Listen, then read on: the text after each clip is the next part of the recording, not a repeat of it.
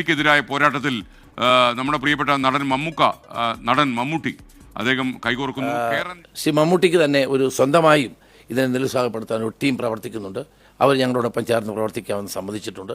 ഒരുത്തനെയും വെറുതെ വിടില്ല. ലഹരി മാഫിയയെ ഓടിച്ചിട്ട് പിടിക്കൂ. ഓപ്പറേഷൻ തൂഫാൻ കേരളത്തിൽ പണി തുടങ്ങി. എന്നതാ ഒരു നാട്ടിലെ ജനങ്ങൾ മുഴുവൻ എല്ലാവരും ചേർന്നിങ്ങനെ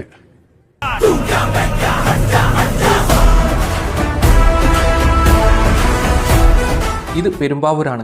അന്യസംസ്ഥാന തൊഴിലാളികളെ പോലീസ് പൊക്കുന്നുണ്ട്. കേരളത്തിൽ ഏറ്റവും കൂടുതൽ ലഹരി മാഫിയകൾ ഇവിടെ തന്നെയാണ്. റെഡ് സ്ട്രീറ്റ് വരെ ഉണ്ട്. ദിവസവും പോലീസ് പിടികൂടുന്നത് നിരവധി പേരെയാണ്. അതെ, എല്ലായിടത്തും കുട്ടികളെ പെട്ടെന്ന് സ്വാധീനിക്കാൻ പറ്റും. അവർ പക്ഷേ എല്ലാം ഈ എക്സൈറ്റ്മെൻ്റ് അല്ലേ, എന്താണെന്ന് അറിയാനുള്ള ഒരു പ്രായമാണ്. അതാ ഇവന്മാർ യൂട്ടിലൈസ് ചെയ്യുന്നത്. അതെ, മമ്മൂക്ക പറഞ്ഞത് ശരിയാണ്.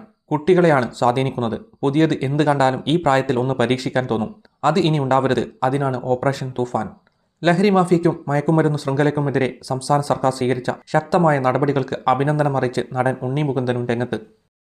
സംരക്ഷിക്കാൻ, ജനങ്ങളുടെ സ്വത്തും ജീവനും സ്വൈര ജീവിതവും സംരക്ഷിച്ച് പിടിക്കാൻ, അതാണ് പോലീസ്. എന്തായാലും കേരള സർക്കാരിന്റെ ഈ നടപടി കൈയടിക്കേണ്ടതാണ്.